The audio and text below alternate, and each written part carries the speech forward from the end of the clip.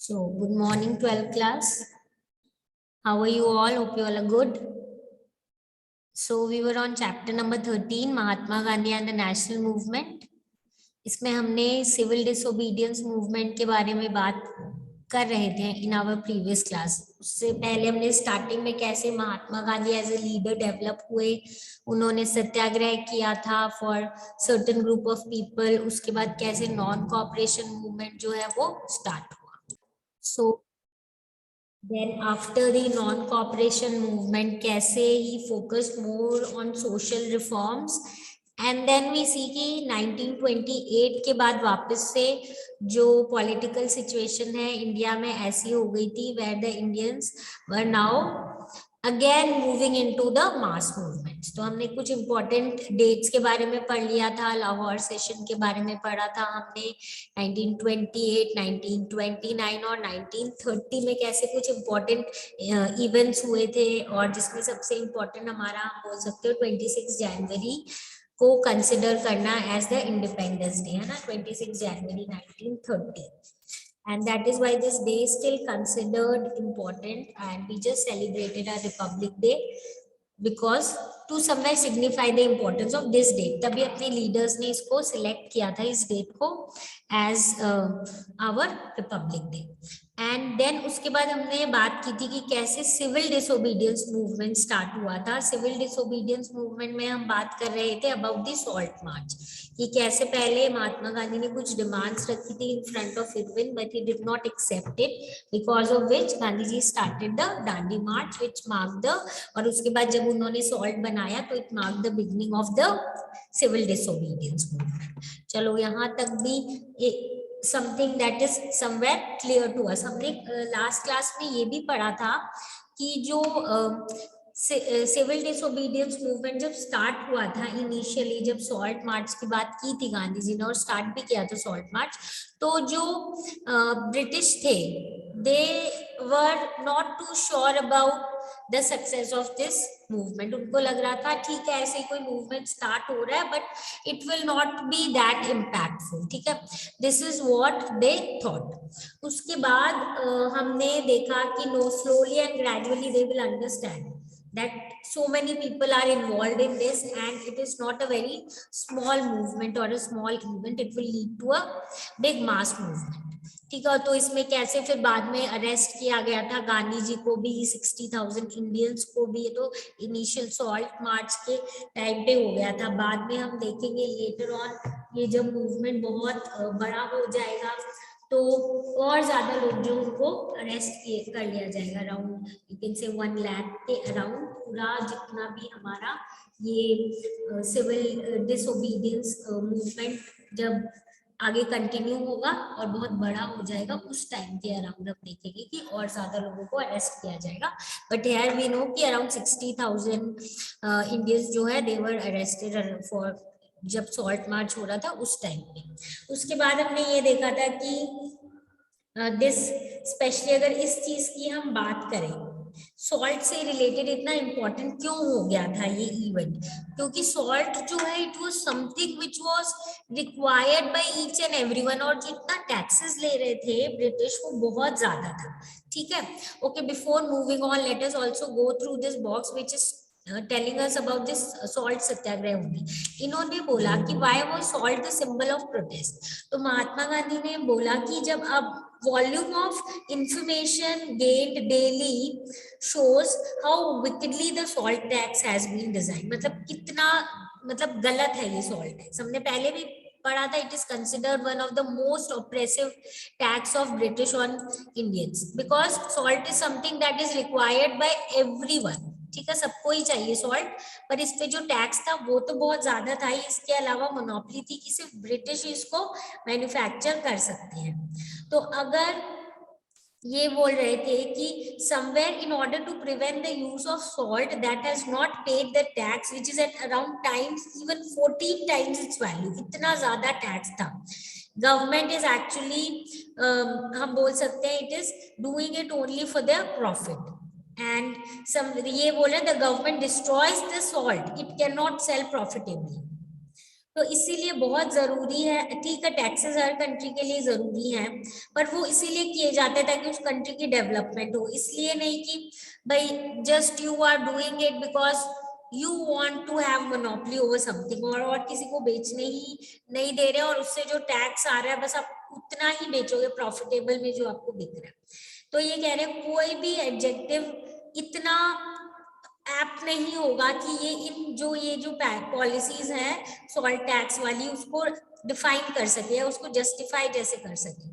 तो ये कह रहे हैं कि मैंने बहुत सारे ऐसे टेल सुने हैं, कहानियां सुनी है जिसमें अपनी कंट्री की जो नेशनल प्रॉपर्टी है उसको डिस्ट्रॉय किया जा रहा है। At least mounts if not tons of salt are said to be destroyed at Konkan coast, वहां पे डिस्ट्रॉय किए जा रहे हैं tons of salt।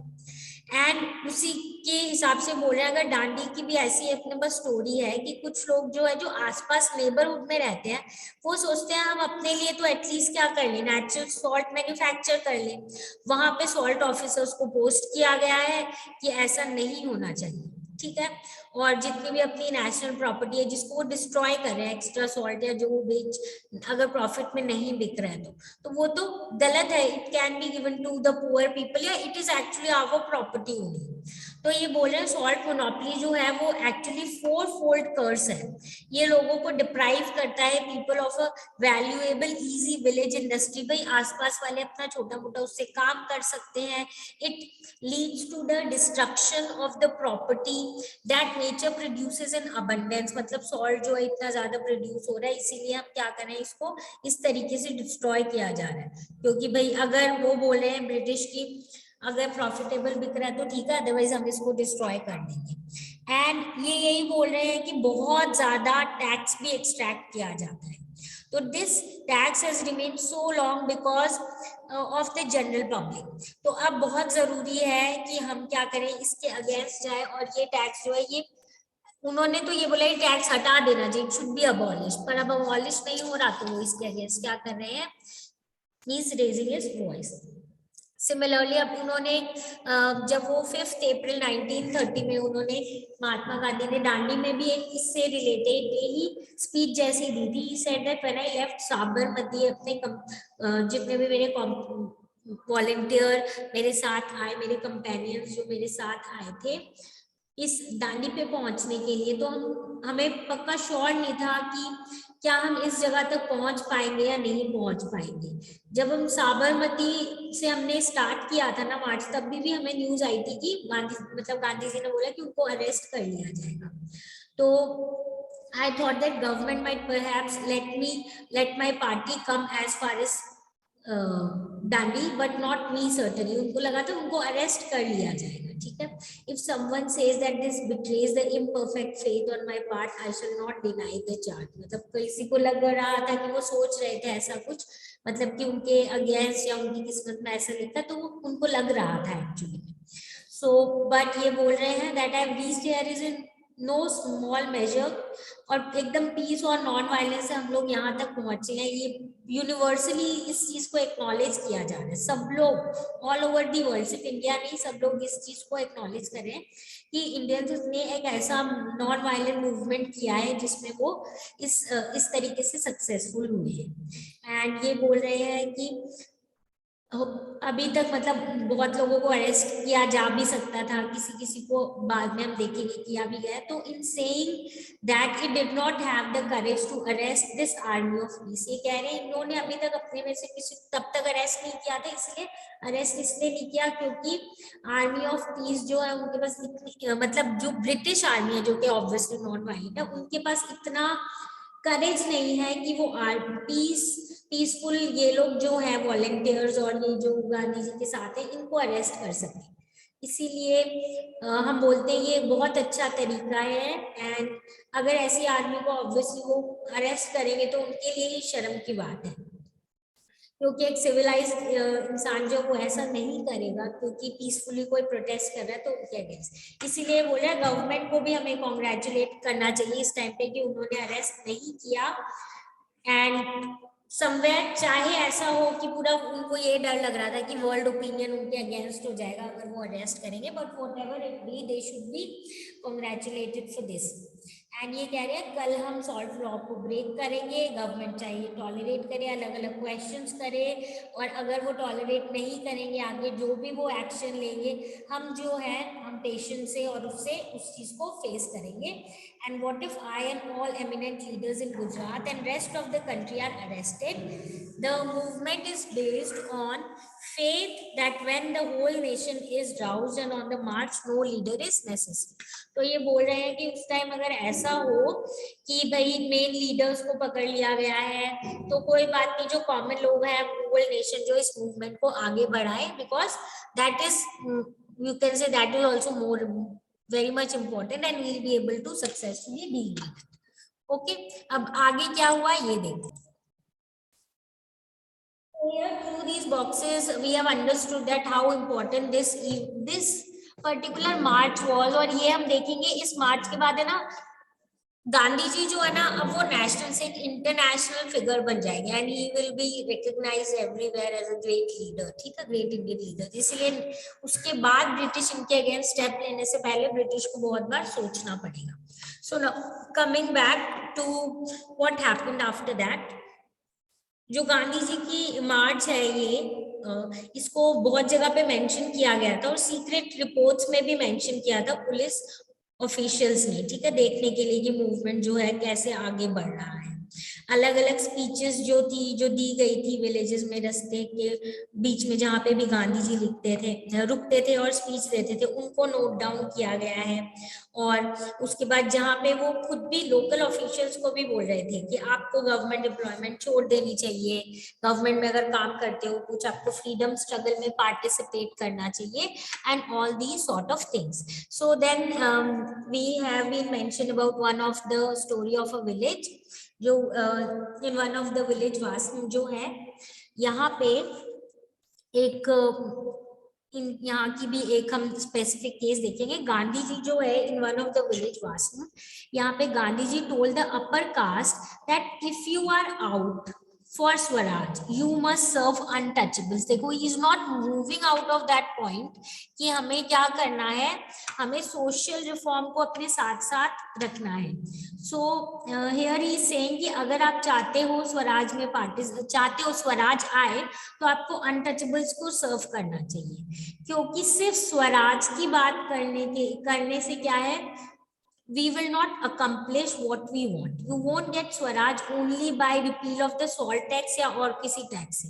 स्वराज तभी आएगा जब जो चीज गलत है हमारी सोसाइटी में, और स्पेशली अगर हम बात करें अनटचेबल्स के साथ जिस तरीके से डील किया जाता है उसको नहीं चेंज किया गया तो अल्टीमेट एम ऑफ स्वराज जो फुलफिल नहीं होगा। स्वराज जो है उसका मतलब है हमें सबको एक साथ करना है, चाहे अलग कास्ट के लोग हों, चाहे अपर कास्ट हो, चाहे लोअर कास्ट हो, चाहे हिंदू हो, चाहे मुस्लिम हो, पारसी हो, सिख हो, सबको एक साथ आना चाहिए, तभी हम स्वराज की तरफ मूव कर सकेंगे। ठीक है, जो पुलिस के स्पाइस थे जो उनकी तरफ से हम बोलेंगे एक्स्ट्रा जासूसी सीक्रेट पता करते थे, जो पुलिस स्पाइस थे, दे रिपोर्टेड कि Gandhi ji meetings were very well attended. लोग आते थे विलेजेस से, सारे कास्ट के, इवन विमेन आती थी, मेन आते थे, सब लोग सुनते थे उनकी मीटिंग्स को। एंड थाउजेंड्स ऑफ वॉलंटियर्स जो है वो रेडी हो गए थे नेशनलिस्ट फ्रीडम में अपना पार्ट या नेशनलिस्ट मूवमेंट में पार्टिसिपेट करने के लिए। ठीक है, इंडिपेंडेंस स्वराज पूर्ण स्वराज के स्ट्रगल के लिए। अमंग देम बहुत सारे ऑफिशियल्स थे जिन्होंने कॉलोनियल गवर्नमेंट की पोस्ट पे पहले वो थे, गवर्नमेंट जॉब्स वगैरह में थे, वहां उनके ऑफिशियल्स थे, उन्होंने रिजाइन कर दिया। ठीक है, राइटिंग टू द गवर्नमेंट जो डिस्ट्रिक्ट सुपरिटेंडेंट ऑफ पुलिस था उस टाइम, उसने बोला mister Gandhi appeared calm and collected, he is gathering more strength as he proceeds। बहुत शांत, बहुत एक ऐसी पर्सनैलिटी है जो धीरे धीरे क्या हो रहे हैं और पावरफुल हो रहे हैं, लोग और उनके साथ मिल रहे हैं, he is becoming more and more powerful। So salt, the progress of salt march can also be traced from one more source। अब यहाँ पे हम देखेंगे कैसे जो आउटसाइड ऑफ इंडिया क्या आइडियोलॉजीज डेवलप हो रही थी अबाउट गांधी जी। पहले तो हम देखेंगे वो बोलेंगे कि ये पतला सा आदमी and very weak, how will he be able to fulfill his जो भी वो promises करें या जो उन्होंने ये movement को आगे बढ़ाने का जो इन्होंने attempt किया है, will he be successful in this? They initially were doubtful, पर जब उन्होंने देखा बाद में तो कि सेम जो सोर्स है उन्होंने मेंशन किया है कि he is very powerful leader, तो वो देख लेते हैं। तो सॉल्ट मार्च के थ्रू पे जिस टाइम पे जो प्रोग्रेस हुई थी गांधी जी के बारे में जो लोग सोच रहे थे उससे रिलेटेड देखते हैं। जो अमेरिकन न्यूज मैगजीन है नेम टाइम, इन्होंने लिखा कि सबसे पहले जब स्टार्टिंग में लिखा तो गांधी जी की लुक्स के बारे में बोल रहे थे, ठीक है। स्पिनली फ्रेम, मतलब एकदम पतला दुबला सा आदमी है, स्पाइडरी लॉइंस, ऐसी मतलब धोती जैसा कुछ पहन रखा है। And this is the first report जो मार्च में टाइम वालों ने लिखी थी, जो कि बड़े यहाँ पे मतलब स्केप्टिकल का मतलब क्या हुआ, थोड़े से डाउटफुल थे, अप्रेंसिव थे कि क्या सॉल्ट मार्च में कर पाएंगे। मतलब वो बोल रहे थे क्या ये अपने डेस्टिनेशन पे पहुंचेंगे क्या, जिस हिसाब से ये बोल रहे हैं। बिकॉज उसमें लिखा था कि गांधी जी तो sank to the ground at the end of the second day's walking, मतलब जब सेकेंड डे वो वॉक कर रहे थे वो थोड़ा सा लड़खड़ा गए थे, एक मतलब थोड़ा सा गिर गए थे ग्राउंड पे। तो वो बोल रहे हैं तो सेकेंड डे पे ही गिर गए, तो क्या पता ये वहां तक पहुंच पाएंगे या नहीं पहुंच पाएंगे, ठीक है।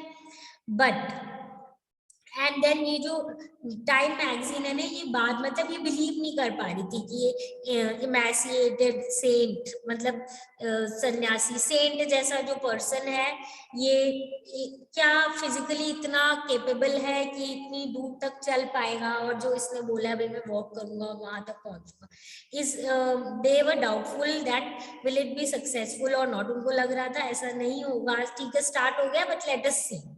But within a week पूरा इस मैगजीन जो है ये इन्होंने अपना जो इनकी सोच थी वो बदल दी पूरी, दे चेंज देयर माइंड। बहुत दे कह रहे हैं मैसिव पॉपुलर फॉलोइंग है that the march had garnered wrote this Time magazine and they had said कि इतना ज्यादा ये पावरफुल हो गया ये मूवमेंट और इतना स्प्रेड आउट हो गया है, इतना लोगों ने इसको ज्वाइन किया है कि ब्रिटिश रूलर्स जो वो एंशियस हो गए, घबरा गए कि अब क्या होगा इतना, मतलब because this movement has become a big movement and they it. So इसमें से हम क्या देखते हैं कि खुद एक गांधी जी का एज अ लीडर जो है उनके बारे में एक ओपिनियन डेवलप होने लग गया था all over the world, that great leader, ठीक है, ही do something for India. Gandhi ji himself, they now saluted as saint and a statesman who was using Christian acts as a weapon against the men with Christian beliefs. देखो ये क्या बोल रहे हैं, they are saying कि ये जो एक सेंट भी है पर ये एक स्टेट्समैन भी है, एक पॉलिटिशियन जैसे है, he knows how things should be done, ठीक है। एंड ये बोल रहे हैं Christian acts as a weapon against the man with Christian believes. तो मैन विथ क्रिश्चियन बिलीव्स क्या हो गए, मतलब जो ब्रिटिश हैं उनके अगेंस्ट वो क्रिश्चियन एक्ट्स यूज करें, मतलब जो उनके तरीके हैं जिस टाइप से वो अपने मूवमेंट्स को आगे बढ़ाते हैं वो एक तरीके से क्रिश्चियन एक्ट्स जैसे, ठीक है। So this is what the Time magazine is saying about him. So we can clearly see कि इनका खुद की जो थॉट्स है अबाउट Gandhi is changing. After Mahatma Gandhi release, now this picture shows after Mahatma Gandhi's release from prison in January 1931, Congress leaders met at Allahabad to plan future action of the plan कि आगे हमें क्या करना चाहिए। यहाँ पे आपको clearly दिख रहे होंगे जवाहरलाल नेहरू है and we have Jamnalal Bajaj, we have Subhash Chandra Bose, clearly we can notice, ठीक है, महादेव देसाई है, सरदार वल्लभ भाई पटेल है, the important people are clearly visible here, okay। तो ये लोग मिले थे कि आगे हमें क्या करना चाहिए, ठीक है। तो finally we know that salt march in itself was a very successful march and this made even British think twice that what should be done now, ठीक है। अब इसी से रिलेटेड हम आगे देखते हैं। The topic is dialogues, we'll understand क्यों ये बोले। सॉल्ट मार्च जो है हम बोलेंगे बहुत इंपॉर्टेंट था एटलीस्ट 3 रीजंस के लिए। First, this event was the first, जैसे मैंने बोला महात्मा गांधी जो है उनको पूरा वर्ल्ड अटेंशन मिल गया था, that he has become now an international well known leader and people new कि हाँ ये इंडिया के कोई बहुत इंपॉर्टेंट लीडर है जो कर रहे हैं कुछ अच्छा, is trying to bring big change and swaraj may be for India. तो ये मार्च जो है it was widely covered by European and American press. Second, ये फर्स्ट नेशनलिस्ट एक्टिविटी थी जिसमें विमेन ने इतने ज्यादा नंबर में पार्टिसिपेट किया था। Okay, we need to remember this. हमने बोला था नॉन कॉपरेशन में भी पार्टिसिपेट किया था, पर यहाँ पे तो बहुत ज्यादा लार्ज नंबर्स में पार्टिसिपेट किया था। So just remember if this question comes again clearly marked in the book. पहला ये है कि महात्मा गांधी को वर्ल्ड अटेंशन मिल गया था और यूरोपियन और अमेरिकन प्रेस ने चीजें कवर थी। सेकंड था ये फर्स्ट नेशनलिस्ट एक्टिविटी है जिसमें फर्स्ट टाइम विमेन ने इतने लार्ज नंबर्स में क्या किया था, पार्टिसिपेट किया था। इसका भी हमारे पास रीजन है। एक सोशलिस्ट एक्टिविस्ट थी कमला देवी चट्टोपाध्याय, इन्होंने गांधी जी को बोला था कि आप जब ये मूवमेंट्स कर रहे हो ना, तो आप जब ओवरऑल की बात कर रहे हो तो ये सिर्फ मेन तक आप लिमिटेड मत रखो, ask women also to join it in big way. ठीक है, तो कमला देवी खुद भी बहुत उन्होंने अरेस्ट भी हुई थी, उन्होंने मूवमेंट में बहुत तरीके से पार्ट भी लिया था और वो फीमेल्स को, विमेन को मोटिवेट करती थी कि हमें भी अपनी कंट्री के लिए कुछ करना है, हमें भी मूवमेंट ज्वाइन करनी चाहिए। और उन्होंने गांधी जी को ये चीज समझाई कि बहुत जरूरी है।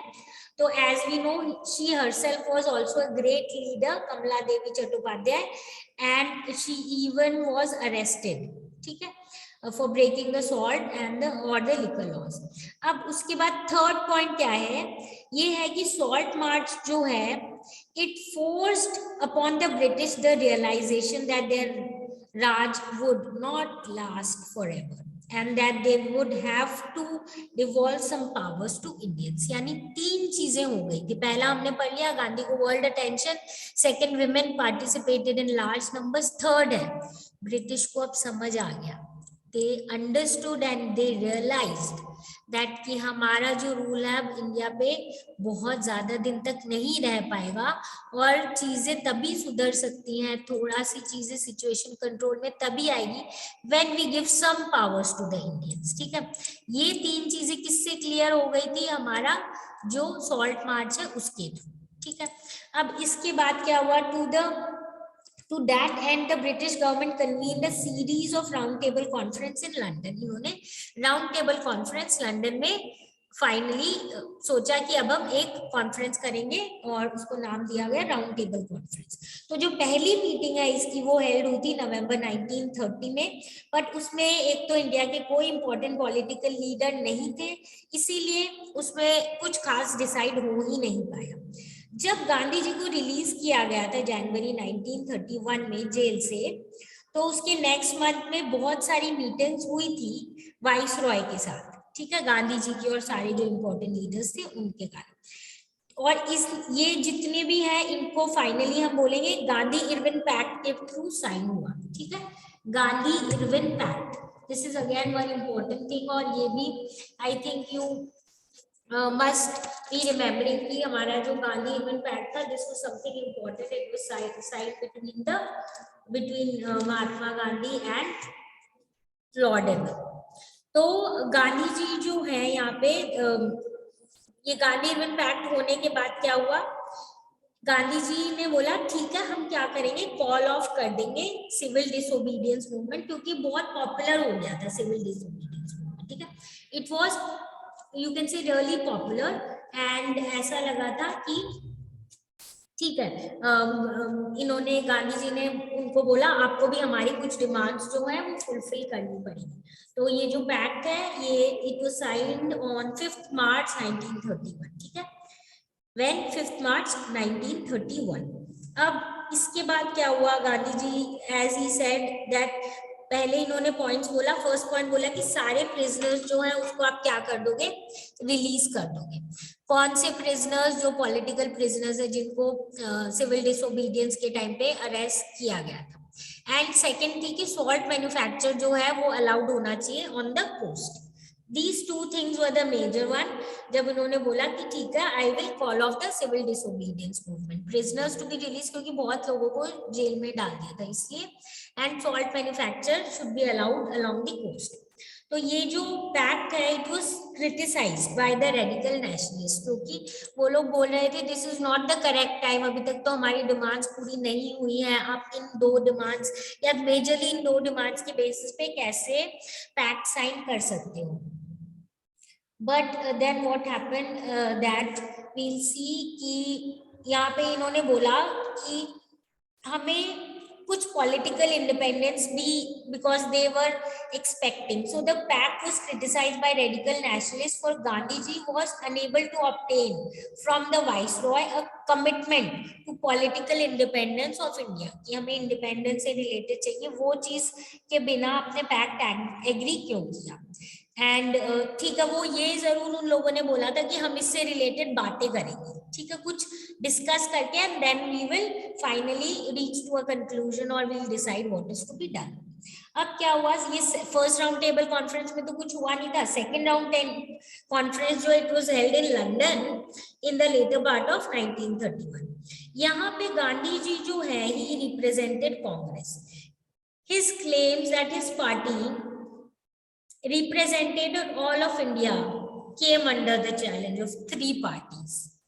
अब क्या हुआ, गांधी जी ये बोल रहे थे कि हम लोग जो हैं यानी कि इंडियन नेशनल कांग्रेस, हम पूरे इंडिया को क्या करते हैं, रिप्रेजेंट करते हैं, बट कुछ अब हम देखेंगे तीन ग्रुप्स, तीन पार्टीज जो हैं वो बोल रही थी ऐसा नहीं है, this is not true, you are not representing whole of India.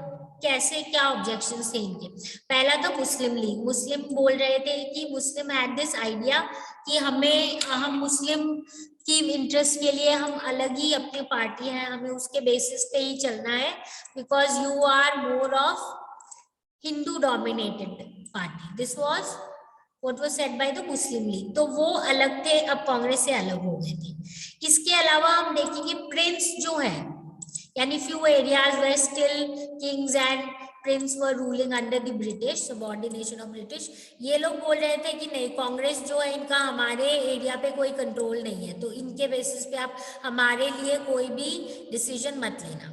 और थर्ड थे हमारे B R Ambedkar, because we know in India इतने दिन से, इतने सालों से कास्ट सिस्टम चल रहा था, Gandhi ji was trying to solve these problems related to caste, but B.R. Ambedkar said that Congress actually does not totally represent the lower caste and we want separate representation.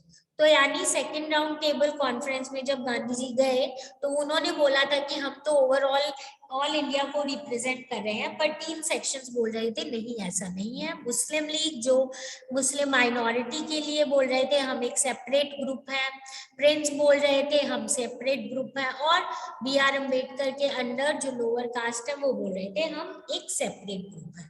इसीलिए आगे जाके क्या हुआ, ये जो कॉन्फ्रेंस हुआ था लंदन में, इसका कोई कंक्लूजन नहीं निकला, इनकंक्लूसिव था।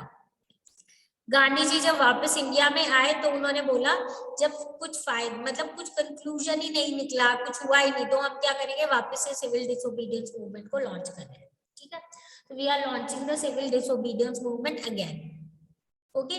बट वैसे जो अब जब उन्होंने वापस इसको रीलॉन्च किया, रिज्यूम किया, तो इतना ज्यादा लोगों ने एंथुजियाज्म से इसमें ज्वाइन नहीं किया था, क्योंकि एक बार कॉल ऑफ कर दिया, then again starting it, resuming it and again launching it, people were apprehensive, उनको थोड़ा सा confusing लग रहा था, and they thought कि कुछ conclusion तो निकला नहीं है, तो second time इतने enthusiasm या energy से उन्होंने इसमें participate नहीं किया, ठीक है।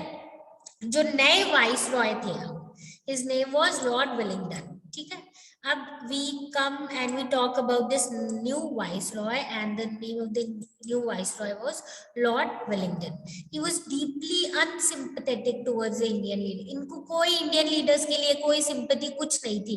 इवन हम देखेंगे इनकी सोच क्या थी इंडियन लीडर्स के बारे में, गांधी जी के बारे में हम देखेंगे। इन अ प्राइवेट लेटर जो इन्होंने अपनी सिस्टर को लिखा था, इन्होंने लिखा, it's a beautiful world if if it wasn't for Gandhi. मतलब ये वैसे तो ये बहुत अच्छी जगह है, पर गांधी जो है obviously he did not like him. He said, at the bottom of every move he makes, which he always says is inspired by God, one discovers the political maneuver. इसका मतलब ये बोला, वो हर चीज जो भी करते हैं, गांधी हमेशा ये बोलते हैं कि ये तो भगवान की मर्जी है या भगवान ऐसा चाहते हैं इसलिए, पर एक्चुअली उसके पीछे जो है वो पॉलिटिकल मोटिव है, पॉलिटिकल एक्शन है एक्चुअली। वही उन्होंने लिखा कि I see the American press is saying that what a wonderful man he is, but the fact is that we live in the midst of very unpractical, mystical and superstitious folk who look upon Gandhi as something holy. ये कह रहे हैं वैसे तो American press बोलते हैं बड़ा wonderful man है, ये है वो है, बट एक्चुअली में हम ये एक ऐसी एरिया जहाँ पे लोग बड़े अंधविश्वासी, सुपरस्टिशन है, अनप्रैक्टिकल है, मिस्टिकल चीजों में बिलीव करते हैं, और ये लोग ये मानते हैं कि गांधी जो है ना वो एक is something very Holi, very divine या ऐसे करके सेक्रेट टाइप का पर्सन है, इसीलिए they believe him. So ये किसकी आइडियोलॉजी है? विलिंगडन। मतलब he did not think you can say in good light about the Indian leaders. ठीक है, अच्छा बिफोर मूविंग ऑन ये देख लो, सेकेंड राउंड टेबल कॉन्फ्रेंस है London November 1931. Mahatma Gandhi oppose the demand for separate electorate for lower caste. This I will explain you कि separate electorate का मतलब क्या होता है. He believed that this would prevent the integration of the mainstream society and permanently segregate them from other caste Hindus.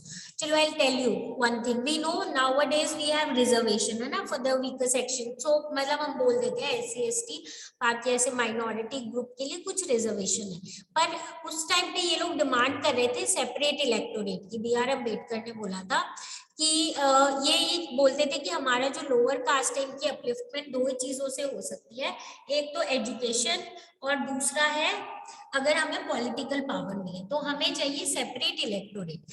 Separate electorate का मतलब है कि जिन एरियाज में मतलब SC ST ही इलेक्शन कॉन्टेस्ट करेंगे, और मतलब अगर सपोज SC की बात है तो सिर्फ SC कैंडिडेट ही कॉन्टेस्ट करेंगे और सिर्फ SC कैंडिडेट ही क्या करेंगे, वोट करेंगे.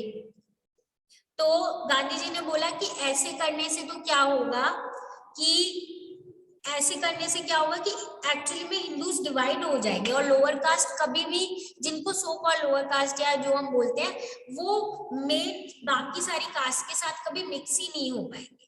तभी आगे जाके रिजर्वेशन को अप्रूवल ली. रिजर्वेशन मतलब कॉन्टेस्ट करेंगे SC के ही लोग या जो भी रिजर्व कैटेगरी के, पर वोटिंग सब लोग करेंगे चाहे वो किसी भी कास्ट के. ठीक है, तो आपको पता होगा रिजर्व कॉन्स्टिट्यूएंसीज है इंडिया में जहाँ पे किसी एक पर्टिकुलर चाहे SC हो, ST हो, OBC हो या किसी माइनॉरिटी कम्युनिटी, जनरली हम SC ST की बात करते हैं, तो जो कैंडिडेट्स होंगे इलेक्शन के लिए जो कॉन्टेस्ट करेंगे इलेक्शन, वो लोग उस पर्टिकुलर ग्रुप के ही होंगे पर वोटिंग सब करेंगे.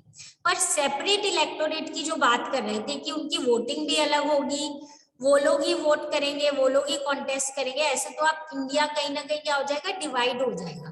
और जो उनको हम सो कॉल्ड लोअर कास्ट बोलते हैं वो अदर कास्ट के साथ कभी मिक्स ही नहीं हो पाएंगे. That is why Gandhi ji was totally against this separate electorate and BR Ambedkar was asking for it. और उसके बाद अगर आपको ध्यान हो गांधी जी ने बोला था I'll take hunger strike and if this demand is fulfilled by the British, अगर ऐसा हुआ तो I will fast on to them. And then obviously BR Ambedkar agreed to what he said and he said ठीक है separate electorate नहीं रखेंगे. ठीक है, सो ये तो था आपने अगर सेकेंड राउंड टेबल कॉन्फ्रेंस की बात कर ले. We have this one more box, ये भी कर लेते हैं. The problem with separate electorate. At the round table conference, Mahatma Gandhi stated his arguments against the separate electorate for the depressed classes. Depressed classes का मतलब यहाँ पे जिनको lower classes and lower caste बोला जाता था. तो separate electorate to the untouchables will ensure them bondage in perpetuity. ठीक है. Do you want untouchables? Do you want the untouchables to remain untouchables forever, मतलब उनको अपनी बॉन्डेज अलग ही रखी है, हमेशा उनको वही माना जाएगा, उनको एक अनटचेबल अलग ही माना गया, उनको सारे ग्रुप का पार्ट नहीं माना जाएगा फिर। तो सेपरेट इलेक्टोरेट जो है वो इस चीज को और बढ़ाएंगे, इस स्टिग्मा को। And what is needed is destruction of untouchability, हमें तो untouchability को हराना है, हमें अगर ऐसे नहीं करना है कि एक सुपीरियर क्लास है एक इंफीरियर क्लास है, हमें तो उस चीज को हटा ही देना है, सुपीरियर इंफीरियर हटा के सबको सेम बना देना, एक ही ग्रुप का मेंबर, एक ही कास्ट का, स्पेसिफिकली अगर हिंदू की बात करें।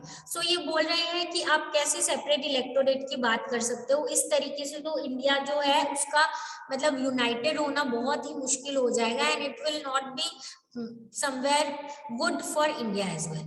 और यहाँ पे हम देखेंगे कि अंबेडकर जो है उन्होंने सेपरेट इलेक्टोरेट के लिए बोला था कि hair is a class, again जो भी गांधी जी ने बोला था उसके लिए इन्होंने ये बोला कि here we will see that here is a class which is undoubtedly not in the position to sustain itself the struggle of existence, मतलब ये क्लास है हमारी जो बहुत मुश्किल है इनके लिए सस्टेन करना, क्योंकि हमें कभी ऑनरेबल प्लेस तो मिला ही नहीं, एंड हमें ऑर्डिनरी जिस हिसाब से सिचुएशन या ऑर्डिनरी लोग बाकी कास्ट के रहते हैं उस तरीके से हमें अलाउड ही नहीं है, टोटली हाई कास्ट हिंदूज पे डिपेंडेंट है अपनी अर्निंग के लिए भी, और कोई रीजन नहीं है, ये लोग प्रिजुडिस करते ही रहते हैं। कौन से जो अपर कास्ट है अपने दरवाजों में मतलब अपने घरों में नहीं आने देते, या हमें पता बहुत सारी चीजें होती थी यहाँ नहीं अलाउड है, वेल्स पे सेम अलाउड नहीं है। तो ऑब्वियसली ऐसे सर्कमस्टांसेस में बहुत जरूरी है, एक ही तरीका है इनको आगे बढ़ाने का, वो है कि इनके पास पॉलिटिकल पावर होना चाहिए, और बहुत जरूरी है, इसीलिए ये बोल रहे थे कि इलेक्टोरेट सेपरेट इलेक्टोरेट की जरूरत है। पर as I said Gandhi ji इस चीज को माने नहीं, उन्होंने बोला कि I'll take fast unto that, जिसके कारण B.R. Ambedkar accepted what he said and he gave up his idea of separate electorate, और reservation वाली बात जो है वो agree हुई, ठीक है। So with this we'll end today's class. We are left with a little portion about the civil disobedience movement, so we'll finish it off tomorrow and then we will start with the Quit India movement. Okay, so this is it for today. If you have any doubt relating to whatever we have covered today,